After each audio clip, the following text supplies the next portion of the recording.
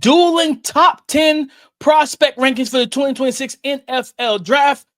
I have no quarterbacks in mind, and here's why.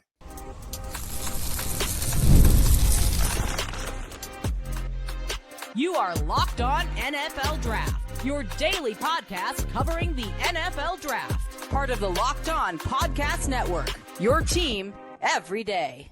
Welcome back to the Locked On NFL Draft Podcast, your daily podcast covering your favorite draft prospects, part of the Locked On Podcast Network, your team every day. I'm your boy, Damian Parson. I'm an NFL draft analyst with Bleacher Report. That's my guy, Keith Sanchez. He's the director of scouting with the Draft Network and 2019 national champion with those LSU Tigers. And as always, thank you for making Locked On NFL Draft your first listen today and every day. Shout out for being our every day. As guys, we got a fun one. We're breaking down. We have our dueling top 10 prospect list for the 2026 NFL draft for the preseason. We're going to talk about how many QBs are inside our top 10, who is the true wide receiver one heading into the 2025 college football season, and who is the number one prospect. So if you want to know who's the top guy on our list, you got to stay to the very end. So join us for that. But before we get into that, today's episode is brought to you by FanDuel. Football season is around the corner. Visit the FanDuel app today and start planning your future bets now.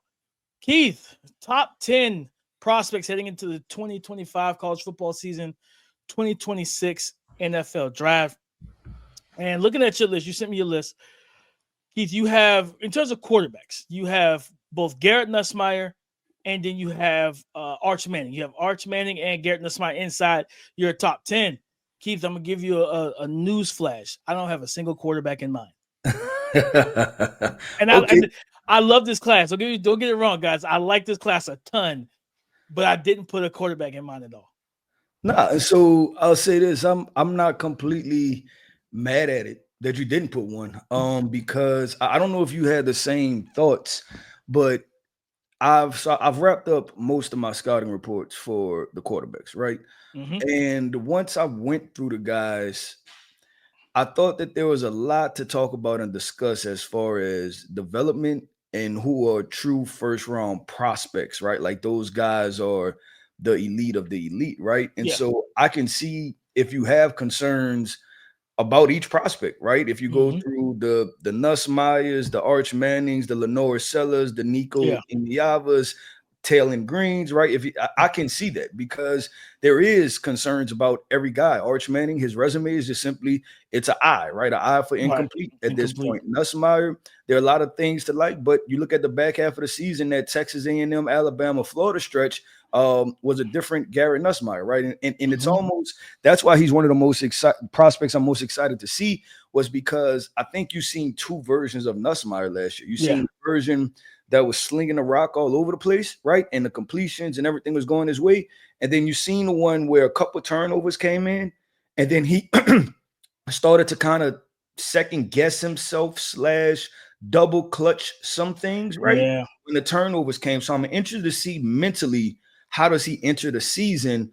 Which version of Nussmeier do we get, right? Because they can tell you more careful with the football, but being careful doesn't mean being gun shy, right? You still have to throw it with confidence. And then the Lenore Sellers conversation, I like Lenore's. There's a lot of things there, but there's a lot of things that need to improve too, right? Just for him as far as the accuracy department. So your statement of you don't have one in the top 10, I have two, but I can understand why you don't have any. Yeah, and I mean, I was close. I thought about, Fernando Mendoza is a guy I really like with the NFL skill set. Arch Manning is Arch Manning. Love Garrett Nussmeier.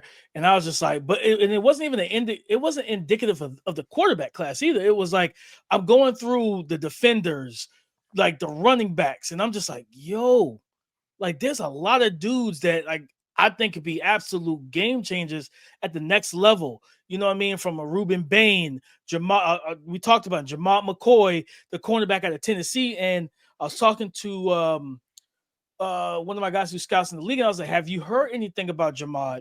He tore his ACL. We talked about he tore his ACL in January. Word is that Tennessee, they have an expectation he could be ready by week 3. Like they say he has absolutely been killing his recovery, his training, just like I think he's attacking it so aggressively because the fact that he plans on entering the 2026 NFL draft. And he was like, I need as many games under my belt in 2025 to deal with the early kind of rust in the sense. Get that rust off and then try and hit the ground running after like the second or third game that he plays. But yeah, to me, it was like a lot of guys in this group. I nearly put 2 offensive tackles there. You know what I mean? Like it was a lot of players, and that's why for me it was like, man, I want to put a Garrett Nussmeier in there. I want to put an Arch or even Fernando Mendoza. But I was like looking at like just these defenders and different positions, and like and for some people, Keith, this is not a process that they do. Some people put in positional value. I don't really care about that. You know, when I'm making top 10 lists. You know what I'm saying? I know come draft, yes, the quarterback is going to be drafted over the best defensive prospect. It always happens, typically, right? You know what I mean? Does it always make sense? No, because I remember who was it? Was it Jake Locker that went before JJ Watt? And there were quarterbacks in that class that went before JJ going to the Hall of Fame. Those quarterbacks got coaches fired. So I'm just saying, positional value you know the rest. So I think that was the big thing for me. Is like, man, I was like, okay, Keith got 2 quarterbacks in his. I was like, dang, I ain't put a single quarterback in mine. This was the first thing I looked at. I was like, yeah, man, I'm really high on this class just as a whole. I think there's a lot of big time players and potential with a lot of guys, including the quarterbacks. Yeah, and I think this, so just to add context, my first quarterback isn't to number 7, right? And so that lets you know, obviously, other positions, and I'll list off a couple of the guys and people like, okay, well, who's in front of some of these quarterbacks that you're talking about, man? I really like Spencer Fanu, right, from Utah, Keldrick Falk, Mateo Uiagalelei, right? Isaiah World, the transfer from Nevada. Now he's at University of Oregon. All of these guys that I just view, if you're talking about pound for pound, throwing position list, position value out of the way, pound for pound, they're just better prospects at this very moment. Like there's a more clear path to where I can see, okay, this is why this guy will be successful. So yeah, my first quarterback isn't till number 7, and that kind of lets you know, like just based off of some of the other drafts, right? You talk about the draft with 2 years ago with Caleb Williams, right? Like he was consensus, not just the number 1 quarterback, but he was the number 1 overall player, right? And I'm more than sure what is the same thing for Trevor Lawrence, right? Not just the number 1 quarterback, he was the number 1 overall player. That draft might have had 3 quarterbacks sitting at, like some people's top 10s might have been Trevor Lawrence, Zach Wilson, and Trey Lance, and Justin Fields or something like that, right? Like just 1, 2, 3. So yeah, we got like 5 in like the top 15 picks that year. Yeah, it was 5. Yeah, it was that was a lot of quarterbacks that draft. So I could definitely see that. But I think this was going to make this this draft class fun because, and I don't know if you feel the same way, but scouting, I feel like there's a lot of answers to be had, and the transfer portal has kind of affected scouting in a little bit. Because 100%. There's so much movement and so many new faces and new places that at the end of the day, it's a different equation, right? So you add in a different equation, you're going to get a different answer, right? You add in a different factor, you're going to get a different answer. And I think that's what's going to be fun about this. Like some of these quarterbacks have gained wide receivers. Some of them have lost wide receivers. Some of them have transferred to places that they think is going to be better from, and it's going to be completely worse. And then who could potentially have that Joe Burrow year, right, where he's just off the radar right now, and we give him a 5th, 6th round grade, and that guy goes and balls out. So that's what's Jaden Daniels effect. Who's the next 100%. Jaden Daniels that comes out of nowhere and is the 2nd overall pick. Another guy that had 4th, 5th round grades and won the Heisman. Looking at the recent history before we wrap up, looking at the recent history of quarterbacks, the classes. I'm sitting here as you were talking, thinking about, it's like the classes that were hyped were the ones that were the worst. Like legitimately, that 2021 class with Fields, Lawrence, Lance, Mac Jones, like I feel like at this point, DP Zach is Wilson. Crazy. They'll be happy to get 1 starter / Pro Bowler. Like out of 5 quarterbacks, if one of them makes it to year 10 and is still the starting quarterback, like that's going to be successful. That's crazy. Which is insane. Like you basically you batting 20% out that draft. You know what I mean? Like only 1 hit. Everybody else on that, all the other 4, all the other 4 guys that were drafted round 1 are all on different teams now. I think Zach Wilson's on his 3rd team. Mac Jones is on his 3rd team. Like Trey Lance is on his 3rd team. Yeah, 3rd team. His 3rd team. I mean, right now, I think the you look at because what was the other class? I mean, Now, the class last year was hyped, but they showed a lot of promise. You know what I mean? Mhm. Even as bad as Caleb Year was, it was a lot that he couldn't control, but he still showed promise, Yep. which is why we still believe. So, guys, I'm telling you, just, don't always follow the hype. I say that. Don't always follow the hype with the quarterbacks. What they should do is listen to us, man. Listen to your That's right. guys over here, That's Locked a On fair NFL statement. Draft. DP, let's keep this thing going and flowing, man. We are talking about who is wide receiver one. Yes, so DP came up with his list. Who is wide receiver one for him? I'm going to talk about my list. Who is wide receiver one for me and add some context around that. Coming up next. Today's episode is brought to you by FanDuel, America's #1 sportsbook. August 26th is officially FanDuel Futures Day, a brand new holiday for football fans who live and die for bold predictions and preseason hunches. For just 24 hours, FanDuel is giving you deals on NFL season predictions. So whether you're calling your shot for MVP, eyeing that long shot division winner, or you're ready to crown your Super Bowl champ before week 1 even kicks off, guys, this is your moment. And you can be like me. I'm crowning my Super Bowl champion right now in August. I am picking the Baltimore Ravens to be the Super Bowl champions after the 2025 NFL season. Visit the FanDuel app today and start planning your future bets now. Visit the FanDuel app today and start planning your future bets now. Why? Because Futures Day is one day and one day only. FanDuel, play your game. If you've been following me this summer, you know I have Jordan Tyson, the wide receiver out of Arizona State, as my top wide receiver entering the 2025 college football season. And it's I would say it's is it close? Not really right now. I think I'm waiting for a lot of other guys to kind of show me something. I want to see Cardinal Tate, see if he could take a step forward and everything like that. But I mean, well, I'm gonna say it's not close. I do like Denzel Boston too. I like Denzel Boston. I love Jacoby Lane. People think I'm crazy because I'm like they saw my grade over at Bleach Report. I'm like, yeah, I think he's a first round prospect. Like I was like, especially now you lost 3 wide receivers and there's ample opportunity for him to get all those, him and Mekhi Lemon to get all those targets, right? So Jordan Tyson is my wide receiver one. Keith, on your list, you have, and this name, it actually caught me off guard. I didn't expect to see this name as your top wide receiver. It was Zachariah Branch, the USC transfer. Just talked about Jacoby Lane and receivers transferring out. It was Zachariah Branch. You had him, who's now at the University of Georgia, stepping into that kind of do-it-all wide receiver role. Talk to the people why you have Branch as your wide receiver one. Yeah, so it was tough because it was a split between he and Tyson, right? Jordan Tyson. And I went with Zachariah because just watching the film, I went with the explosive guy, right? And the explosive guy doesn't always necessarily translate to I guess elite production in the NFL, right? Like we see smaller, explosive wide receivers that kind of end up just being role players, right? But then I thought about some smaller wide receivers like the Zay Flowers and things like that, and can they really be explosive guys? And you think about a Tyreek Hill, right? Not the whatever Tyreek, but Tyreek Hill, the wide receiver that plays football, right? It's an explosive, dynamic game changer. And the thing with Tyreek that separates him from other 5'10" fast guys, right, is that he's a true wide receiver. And I see some of that in Zachariah Branch, that this guy can make contested catches. He can play on the outside, run routes on the outside. I think he can do all of that.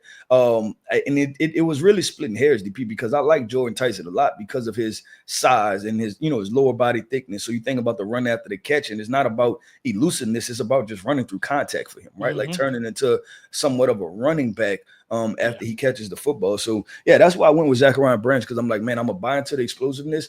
Now, what am I nervous about? Him being at Georgia, right?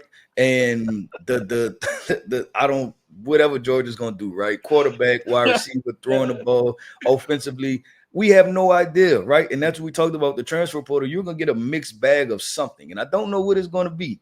So that's why I went with him for wide receiver one. But I want to bring this up, DP, because you talked about some other guys in this class, right? With Jalen Lane, things like that. I'm excited about the Denzel Bostons. I'm excited about Yeah, Bryce me too. Lance, Trey Lance, brother, that I think they're wide receivers that people aren't necessarily discussing a whole lot Right. within the draft community. That as the season goes on, these guys are going to emerge potentially into the first round. If we can get a healthy and full diagnosis of a Nick Anderson, right? And now he's Mm-hmm. at LSU with Garrett Yeah. Nussmeier. That's a big 6'4" wide receiver. So there's a lot to be had there. Yeah, the wide receiver, and even though like we're talking about our wide receiver ones right now, this is not a closed case. This No, case it's is not. Yeah, and that's closed. the thing. I think it's wide open, DP. I think it's Mm-hmm. wide open. No, 100%. I think like you said, with Nick Anderson, you got Baron Brown over there in LSU, and I think Eric Galco over with the Shrine Bowl was tweeting out about I think another LSU wide receiver, Chris Hilton. Mhm. LSU has legit 4 wide receivers. You got to, and he reminds me of Jamison Crowder, and I like Aaron Anderson, Aaron the Anderson. Yeah. 5'8", 180-pound shifty slot receiver, but he is so tough. This kid get open. He gets open. He's got vertical speed. He got run after catch ability, good contact balance. And I was like, okay, like I don't know how Garrett is gonna like go through the pecking order of making sure who gets what target and things like that. But he's got a plethora of receivers to get the ball to, and that's why I'm really excited about him this season. But yeah, it's not a open and shut case right now. And I look at for me with Jordan Tyson, like you talk about the run after catch and the physicality. I love his route running. Like he creates so much separation as a route runner, the nuance, the detail, knowing how to set guys up. I love how he leverages his stems to move defenders, to make them vulnerable, force guys to open their hips, things like that. And again, there's things that he's got to work on for me. I want to see him work on that release package and just get it expanded a little more, right? Like, and I'll say that when we first talked about him, and that's why I was actually shocked that he was your YZ1. You said you uttered what I had wrote down, Jamar Chase light, right? Mhm. You were a little bit more confident to say it than I was at the time. Yeah.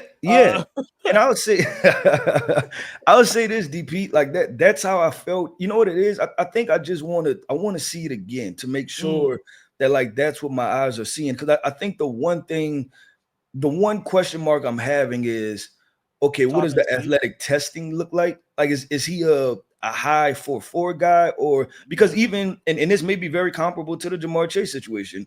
With Jamar coming out, I know people was like, okay, how fast is he, right? Because he's beating people vertical, but this kind of bigger, stockier guy, things like that.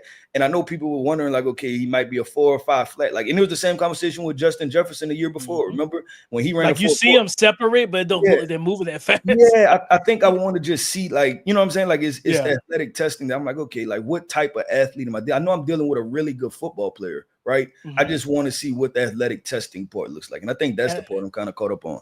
And Keith, so when you mentioned, like, we both had the Jamar Chase light to him. The other name, I was like, okay, if he doesn't meet the athletic threshold for that, is CD Lamb. And I was like, I could very much see him having a CD Lamb type of career where Lamb has proven I can win on the outside, I can win on either side of the outside, I dominate from the slot. And Lamb is developing into a good route runner. He's physical, great ball skills, body control. He knows how to win in a multitude of ways. Yak, physicality after the catch. It's kind of silky smooth at times. And that's what I see with Jordan Tyson as well. I have a question, real quick before we have the transition.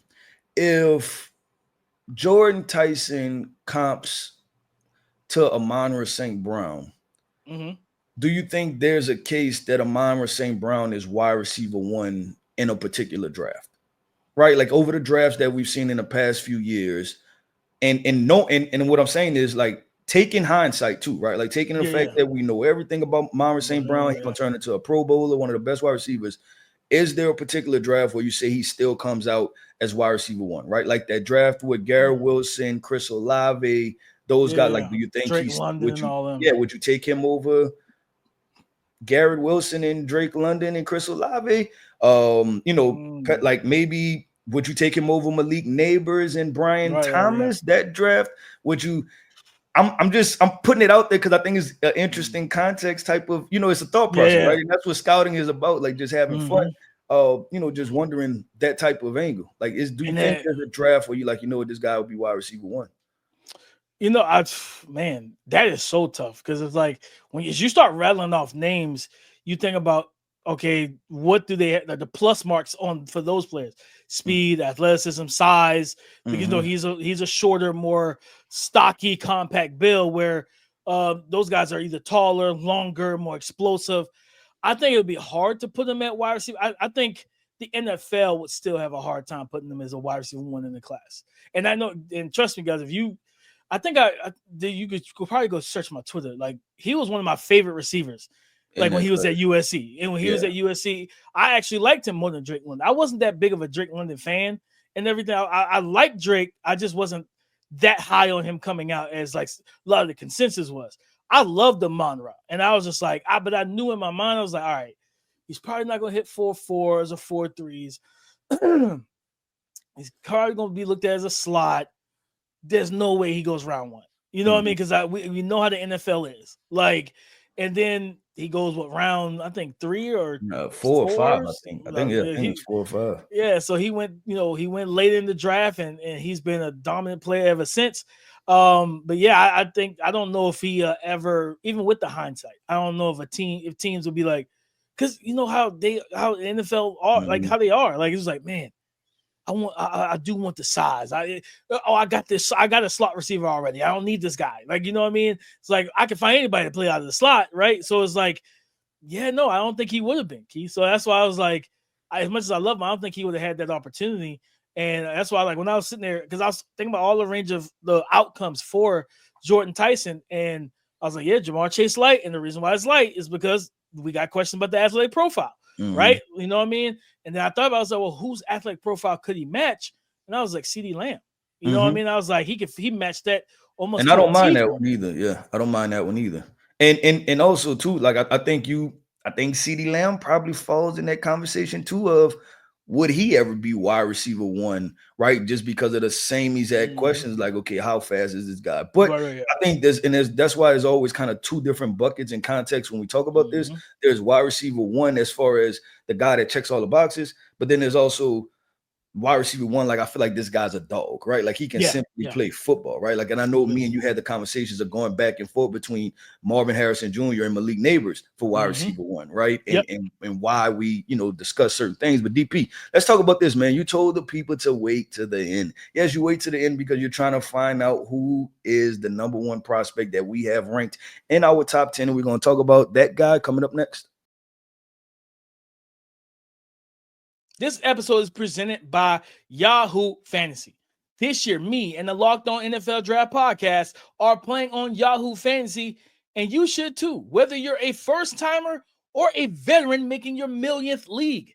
To celebrate 28 years of fantasy football greatness, Yahoo Fantasy is dropping 28 big new features over 28 days in the month of August.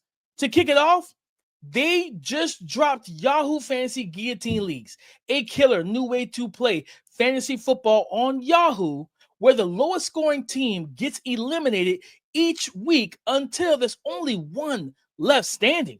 With the season around the corner, now's the time to get your league together and give this new mode a try. Or if you're into the classics, you can still play in head-to-head private leagues or join a public league. But stay tuned for more killer announcements and start playing Yahoo Fantasy Football now at yahoofantasy.com/LockedOnNFL. Thank you for making Locked On NFL Draft your first listen today and every day. Shout out for being our everydayers. Number one prospect, guys. So we held up the list. We talked about just the different ancillary pieces to this whole thing. Let's unveil the actual list. Keith's top 10. I'm going to start from 10 going all the way at number 1. At number 10, he has quarterback out of LSU, Garrett Nussmeier. At number 9, he has a wide receiver out of Georgia, Zachariah Branch. At number 8, he has edge rusher T.J. Parker out of Clemson. At number 7, as he said earlier, quarterback out of Texas, Arch Manning. At number 6, he has Mateo Uiagalelei, defensive lineman out of Oregon. At number 5, he has my guy, Isaiah World out of Oregon, offensive tackle. At number 4, Caleb Downs, the do-it-all safety from Ohio State. At number 3, Spencer Fano, the offensive tackle from Utah. At number 2, Keldrick Falk, the defensive lineman edge rusher from Auburn. And at number 1, Clemson star defensive lineman Peter Woods. For me at number 10, I have C.J. Allen, the linebacker out of Georgia. Number 9, I got Jordan Tyson, wide receiver out of Arizona State. At number 8, I got to show my running back some love. I got Jeremiah Love at number 8, running back out of Notre Dame. I have Mateo Uiagalelei out of Oregon at number 7. I have Caden Proctor, offensive tackle from Alabama at number 6. I have T.J. Parker, edge rusher from Clemson at 5. I have Jamont McCoy, the cornerback from Tennessee at 4. I have Ruben Bane Jr., the edge rusher, defensive lineman from Miami at number 3. Caleb Downs at number 2, and Peter Woods at number 1. Peter Woods has checked that box for the Locked On NFL Draft Podcast as the consensus number 1 prospect right now heading into the college football season. Keith, DP, that's probably about the only thing that we had the same on our list. Yeah. There's a lot of variance. Couple similar names, but definitely different landing spots. When you see Peter Woods, Keith, compared to what we saw last year with Mason Graham, right? Like, do you view him as would you have him rated higher than Mason Graham as a prospect, at least right now, like talking about summertime when Mason Graham's going into to 2024 compared to where Peter, because for me, I have Peter Woods. I think Peter Woods has a higher ceiling. I think he's going to be more athletic. I think he plays with more power and strength, and he gives you more versatility on the defensive line.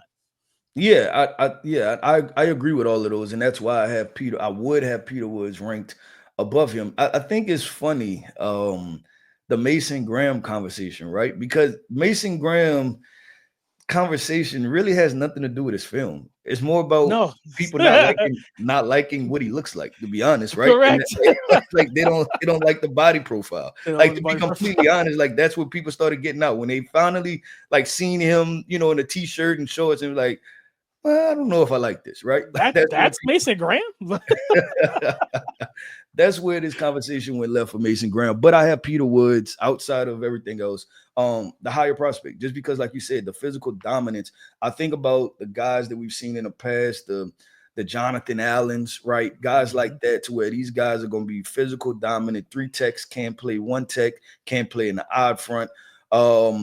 Mason may have the upside with maybe a little bit more pass rush, right? Pressure, things like that.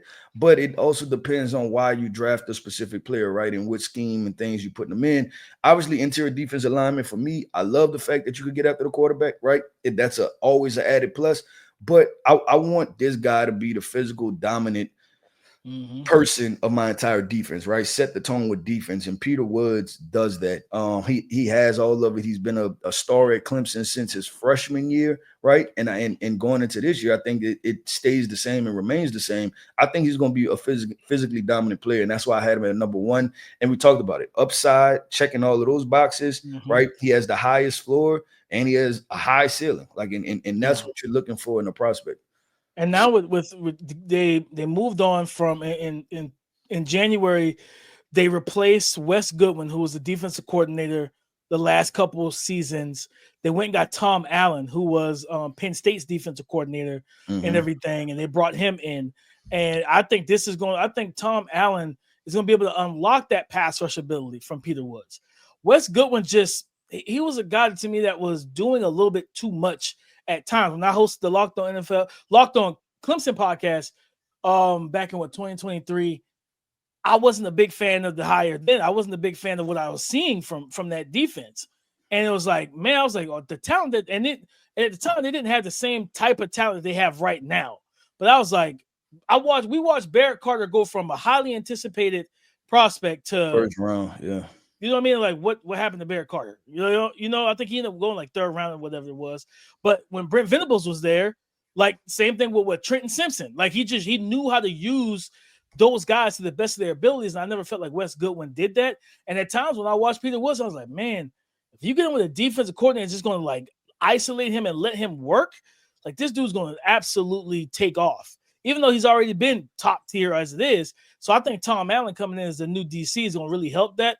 And like you talk about the power, the strength, the dominance at the line of scrimmage, like this dude, he creates opportunities for other people. He's similar to Mason Graham. Mason Graham was getting double teamed. You see Peter Woods, they tried to double team Peter Woods. They did move him around a lot. They even had him standing up on the edge and rushing off the edge. And crazy enough, at 6'3", 315 pounds, that's what he's listed as. He did that fairly well too. So it's just like, it's not a lot of things he can't do. I think he has the upside to rush the passer, and then he's going to be able to play the run very well too. So yeah, I'm excited to see that next level for him this season. New DC, new defense. Can we get him like unlock that pass rushing ability with him? And but I want to say this, Keith, guys, please do not sleep on Ruben Bane Jr. I think he had like a high ankle sprain injury last year. I'm glad you said that, just because I obviously respect your opinion on prospects. I got to go back to him because freshman year he was a monster, but okay, last year was tough.